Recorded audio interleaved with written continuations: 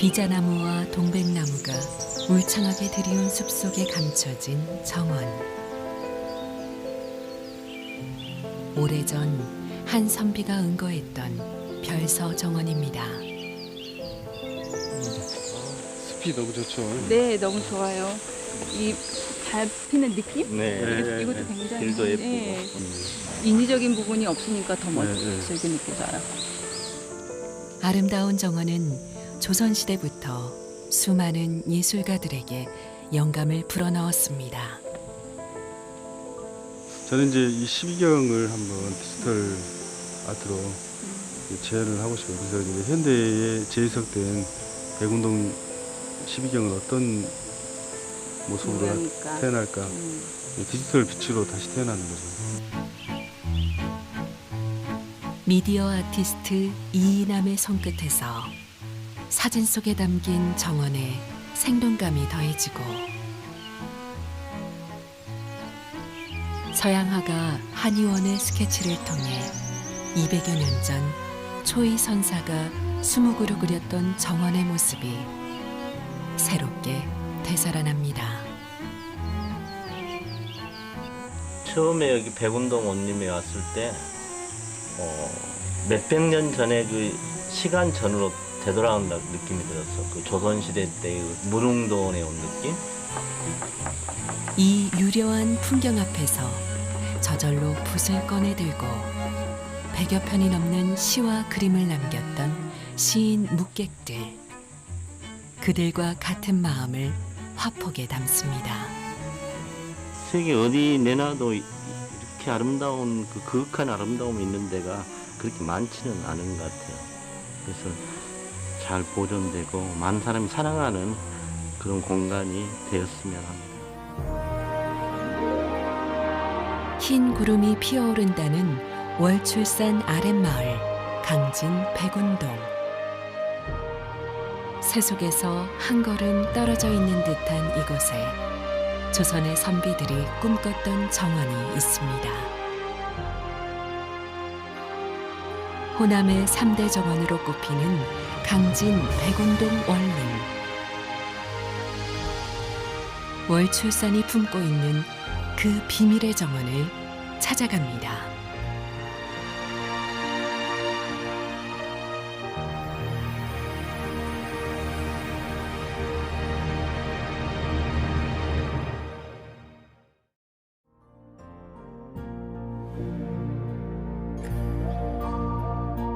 남도의 명산 월출산은 서남쪽 기슭이 강진과 맞닿아 있는데요.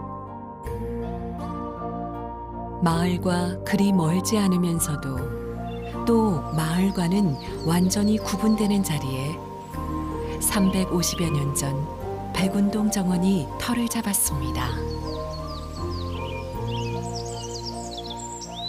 별장으로 사용되다 주거용 별서정원이 된 이곳은 13대째 직계 후손으로만 대를 이어 지켜오고 있습니다. 굉장히 그 유교 선비 집안의 그 엄격한 가풍이었기 때문에 할아버지가 서울이나 강주를 다녀오시면 저기 입구 대문 밖에 나가서 겨울이 됐던 비가 오던 전부 무릎 꿇고 큰 절을 올리던 그만큼 엄격한 그런 선비의 그 종손의 그런 가풍을 시켜 왔었죠. 백운동이 내려다 보이는 자리에는 이 정원을 처음 조성했던 일대 동주 이담로가 잠들어 있습니다. 1670년경에 이 할아버지께서 백운동을 조용하시고 들어오셨는데 이곳을 후손들이 팔지도 말고 잘 지켜갔으면 좋겠다는 유지가 있었는데 그 유지를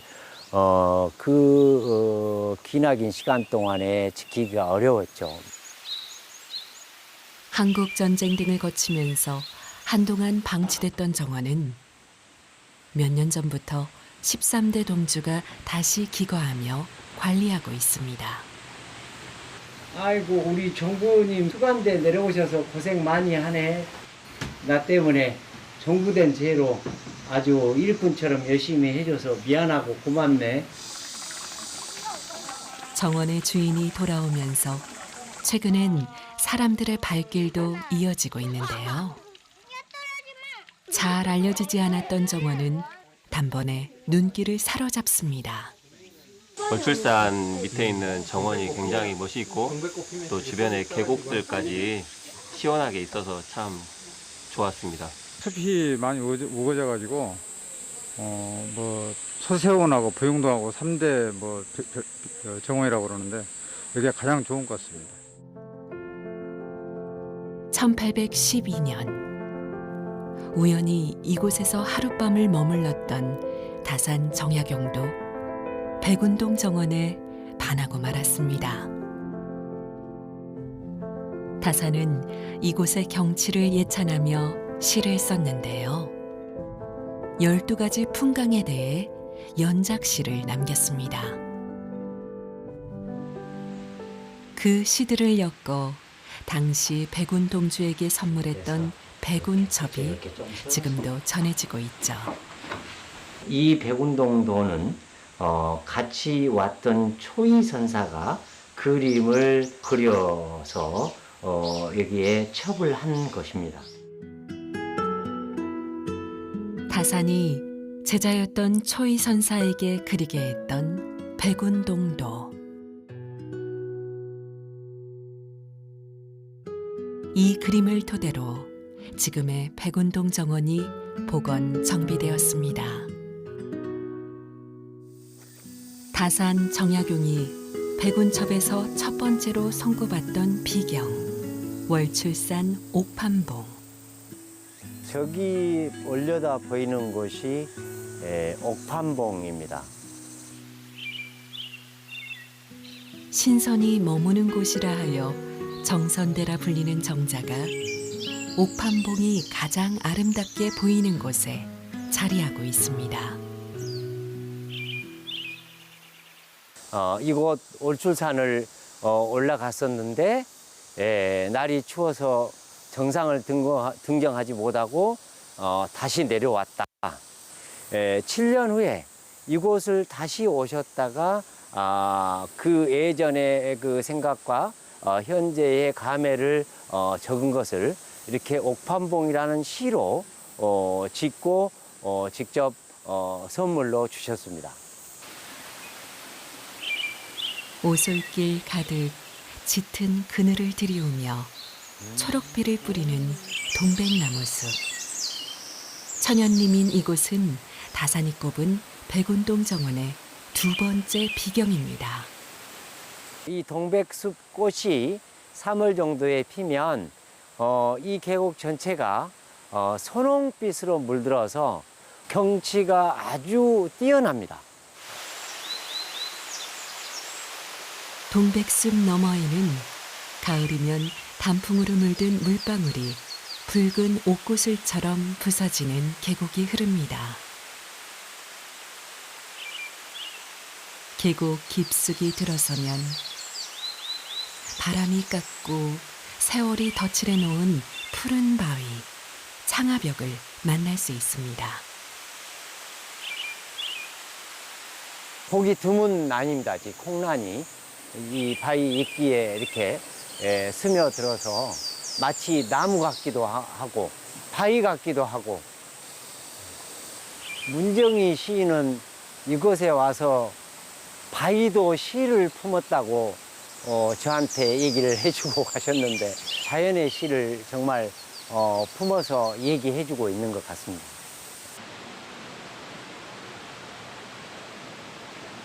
선비의 차림을 하고 백운동을 찾은 사람들. 계곡물을 끌어와 마당을 돌아나가도록 설계된 연못 유상곡수에서 옛 선비들이 즐겼던 풍류 문화를 다시 재현해보기 위해 예술인들을 초대한 것입니다. 이승옥님께서 다산 선생님 시를 낭송하시겠습니다.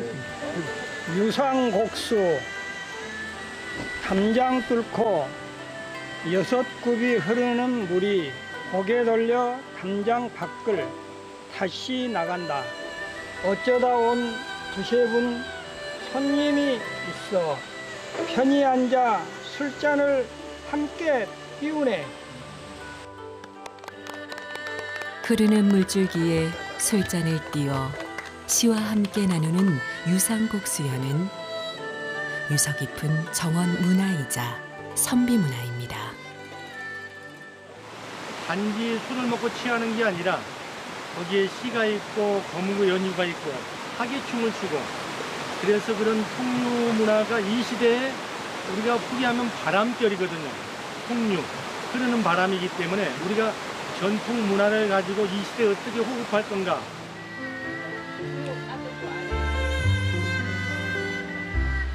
백운동 정원은 우리나라 차문화의 산실이기도 한데요. 그 깊고 그윽한 차향기를 음미하다 보면 다산 정약용과 이곳의 인연을 떠올리게 됩니다.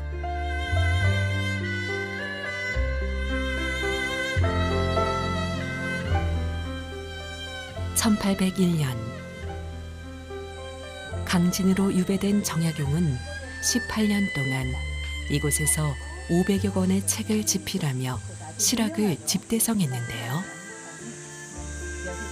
힘들었던 유배 생활을 견디게 해준 것 중 하나가 강진 차였습니다. 나는 차를 멋으로 먹지 않고 약으로 먹었다 이렇게 또 기록에 쓰셨거든요. 근데 이 따뜻한 녹차를 계속 드시면서 이 이제 병이 나아서 그래서 차를 나는 약상자에 보관한다 이렇게까지 하셨거든요. 초당 한 켠에는 약천이라 불리는 샘이 있는데요. 지금도 마르지 않고 바위 틈에서 흘러나오는 이물로 다산이 차를 끓여 마셨다고 전해집니다.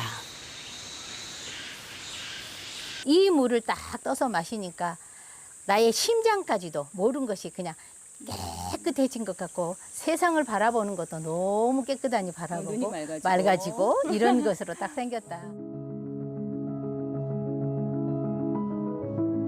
강진에서 지내는 동안 직접 찻잎을 따서 차를 만들기도 했던 다산 정약용. 남도의 다양한 전통 제다법을 체득해 자신만의 방법을 완성합니다.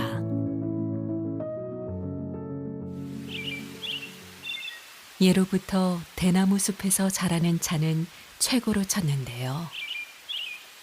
월출산 남쪽 강진 백운동 뒷산에서는 댄잎의 이슬을 먹고 자라는 야생 차밭이 오래전부터 자생해 왔습니다.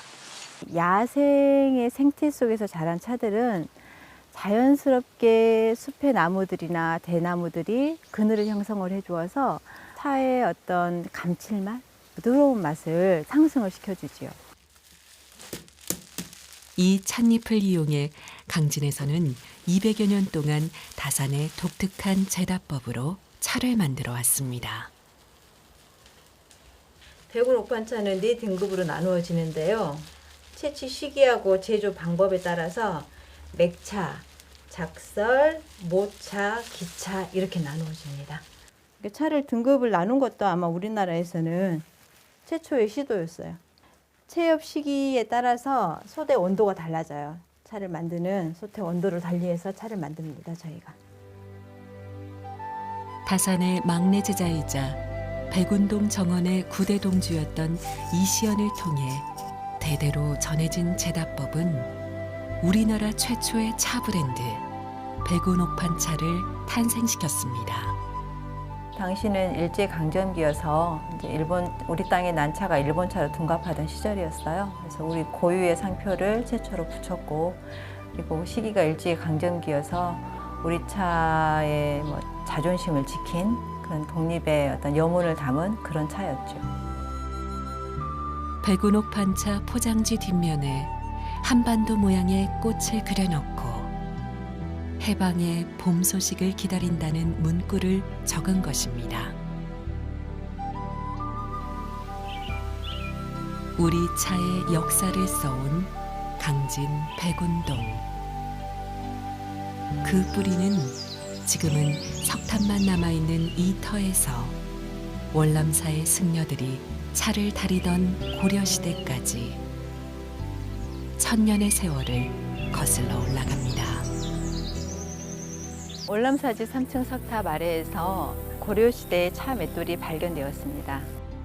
고려시대에는 덩이차를 만들어서 차 맷돌에 갈아서 마셨는데요.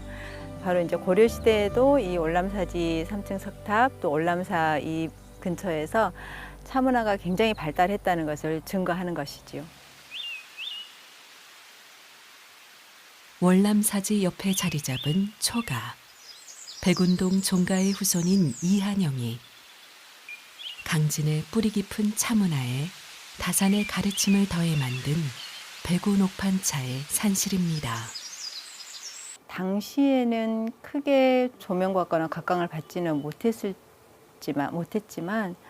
100년이 지금 이 시점에서 다시 한번 그런 일들 때문에 이제 꾸준히 이어온 그런 것 때문에 다시 한번 조명을 받고 있다고 생각을 합니다. 지금은 이한영의 고손녀인 이연정 씨가 강진 백운옥판차의 맥을 이어가며 우리 전통차와 차 산업의 새로운 중흥을 꿈꾸고 있습니다. 젊은 청년 차인들이 와서 이한영 정신 어떤 기업가 정신도 배우고 차 전문 인력을 양성할 수 있는 그런 공간으로 활용도를 좀 높여보려고 합니다.